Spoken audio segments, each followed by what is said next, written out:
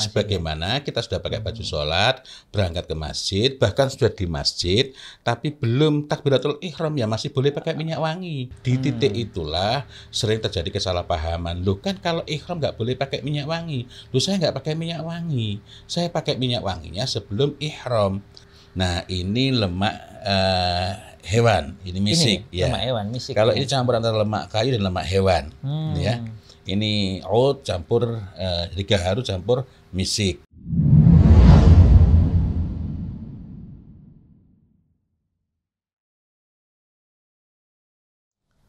Assalamualaikum warahmatullahi wabarakatuh. Waalaikumsalam warahmatullahi wabarakatuh. Alhamdulillahi rabbil alamin wa bihi nasta'inu ala umurid dunya waddin wassalatu wassalam ala asyrafil anbiya wal mursalin amma ba'd. Alhamdulillah berjumpa lagi dalam bincang wewangi tuntunan Nabi. Ikhtiar kita untuk senantiasa ittiba ila Rasulillah sallallahu alaihi wasallam khususnya dalam berwewangi. Ini Ustadz, ini berwewangi itu kan dipakai dianjurkan terutama saat hendak beribadah. Hendak berihram. Termasuk beribadah ihram. Oh iya. Secara keseluruhan ketika kita ke masjid ya? ada tuntunan khusus berkenaan dengan itu. Bahkan istilah istijmar itu dalam kaitannya dengan wewangian, bukan dalam kaitannya dengan istinja tanpa air, itu juga kaitannya dengan masjid. Nah, tentang ihram ini yang masih sering banyak disalahpahami. Ini salah pahamnya sahabat-sahabat kita, saudara kita yang hendak berihram apa Ustaz? Apakah itu sahabat-sahabat kita loh ya, bukan sahabat ya. Karena itu sahabat kita bukan sahabatnya Rasul ya. Iya. Itu jadi, apa sebenarnya? Nah, ba'da ihram itu kan nggak boleh pakai minyak wangi.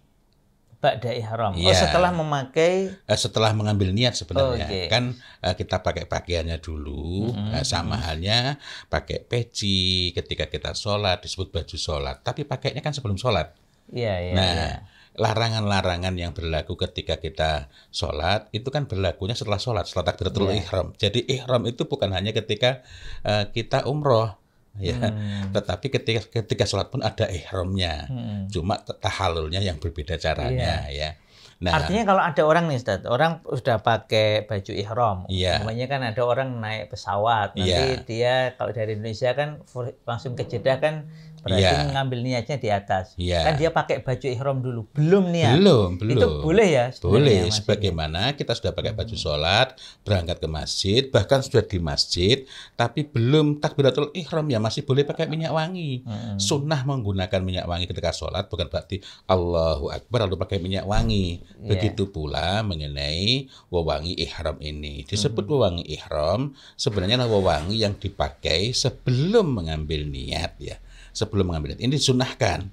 Begitu sudah mengambil niat, sudah mengenakan pakaian ihram tentu saja ya, sudah mengambil niat, maka saat itu berlaku berbagai macam larangan, termasuk memakai minyak wangi. Di titik itulah sering terjadi kesalahpahaman. Loh kan kalau ihram nggak boleh pakai minyak wangi. Loh saya nggak pakai minyak wangi. Saya pakai minyak wanginya sebelum ihram. Cuma karena dalam rangka untuk melaksanakan ibadah umroh, maka ini dilakukan sebelum berihram, maka disebut sebagai wewangi ihram. Nah, ini hal yang perlu diperhatikan. Dan kalau kita saksikan, kita perhatikan dalam berbagai hadis, dalam riwayat Bukhari, dalam riwayat Muslim, terutama riwayat dari Ibunda Aisyah radhiyallahu anha, Nabiullah Muhammad SAW itu jika ingin berihram, ini yang kita dapat dalam hadis riwayat Muslim ya, beliau memakai minyak wangi yang paling wangi yang beliau dapati. Ya. Maka kata Ibunda Aisyah radhiyallahu anha, aku melihat bekas minyak wangi jenis duhan. Ad-duhnu itu minyak wangi yang bahannya dari lemak kayu atau hewan. Nah, ini lemak hewan, ini misik ya. Lemak hewan, misik. Kalau ini campur antara lemak kayu dan lemak hewan, ya. Ini oat campur jadi gaharu campur misik. Karena campuran antara itu masih disebut duhan gitu. Duhan. Ini adalah ambar. Ini juga duhan juga. Unik ya? Iya. Ambar kok bening gini. Karena ambar itu ketika baru keluar dari paus warnanya hitam. Tapi ketika sudah mengalami oksidasi, ada yang berubah warnanya menjadi abu-abu. Yang paling Iya. banyak menjadi abu-abu karena itu terkenal dengan sebutan ambergris Ambergris. bahannya itu. Ada yang berubah menjadi merah, ada yang berubah menjadi putih, ada yang berubah menjadi biru, begitu ya. Dan ada yang berubah menjadi warna-warna lain termasuk merah. Merah tadi saya sebutkan ya. Ada yang kuning. Sebagaimana yang baru juga sempat kita lihat. Dan itu menghasilkan spektrum aroma yang berbeda-beda. Nah, spektrum aroma ini berkenaan dengan raihatul itar. Nah, kalau ketersebaran, sekaligus ini koreksi dari dulu kita sempat membahas bahwa ketersebaran bau dan tidaknya berkenaan dengan raihatul itar ya. Raihatul itar ini sebenarnya bukan berkenaan dengan ketersebaran, melainkan apa nyebutnya ya, kombinasi orkestrasi bebauan sehingga menghasilkan bau-bauan yang unik. Kalau rihatul itar itu berkenaan dengan tercium tidaknya oleh orang lain dari jarak dekat ataupun agak jauh. Ada yang zahir, ada yang khafi. Nah, zahir dan khafi ini penting untuk kita pahami karena kaitannya dengan ihram, minyak wangi ihramnya perempuan. Sebagaimana kita dapati bahwa sahabiyah dalam hal ini wabil khusus ummahatul mukminin memakai minyak wangi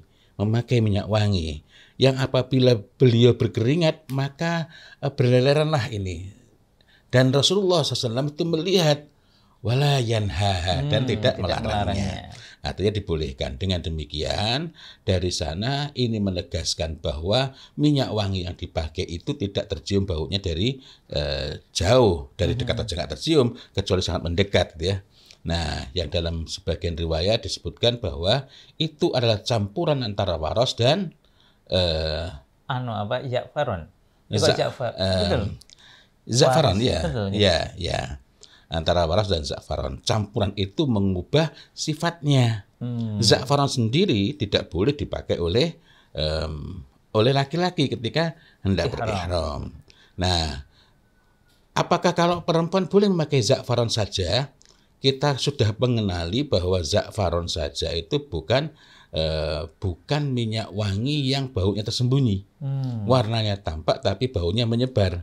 Sehingga otomatis tidak boleh ya untuk perempuan. Nah, kalau laki-laki kan jelas muharramatnya itu, larangan-larangannya itu sebelum ihram pun dilarang menggunakan minyak wangi za'faran, khuluq dan waras. Ya.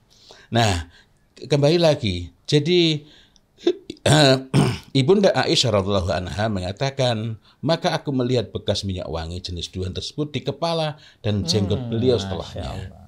Nah, yang kalau kita sambungkan lagi dengan riwayat-riwayat yang lain, maka Nabiullah Muhammad SAW itu memakai di sekujur tubuhnya. Sekujur tubuhnya. Jadi dimulai dari ini kepala. Ini segini berarti habis untuk sekali ya, saya? Kalau untuk ukuran saya kurang ya. Ya, kalau untuk ukuran antum itu sekali itu. Iya, insyaallah. Saya teringat ada orang Indonesia yang pernah tinggal di Saudi menceritakan ada rekan-rekannya itu kaya, tapi nggak sebagaimana orang-orang Indonesia. Mereka itu seumur hidup ada yang umroh di luar hajinya ya, itu cuma 2 kali. Cuma persiapannya memang dahsyat. Jadi mereka ini berusaha memakai duhan terbaik. Duhun terbaik itu harganya 1 tola bisa sampai 17.500 rial, sampai 23.000, sampai 26.000 rial ya. Nah, jadi memang tampaknya cuma minyak wangi, tetapi persiapannya itu karena memang ingin menyempurnakan wewangian sebelum berihram. Sebagaimana Nabiullah Muhammad SAW itu melakukannya. Kan ketika terkena matahari itu ada kilatan-kilatan gini. Dan bahkan ketika orang memperhatikan betul itu ada di sela-sela sisirannya itu ada kilatan-kilatan menandakan bahwa bukan cuma diusap ya, bukan cuma dioles tapi dilumurkan sampai ke sampai ke dinding-dinding tempat tumbuhnya rambut hingga kemudian ke jenggot dan terutama pada kepala dan jenggot kemudian ke sekujur tubuhnya. Nah, kalau kita nggak bisa gimana?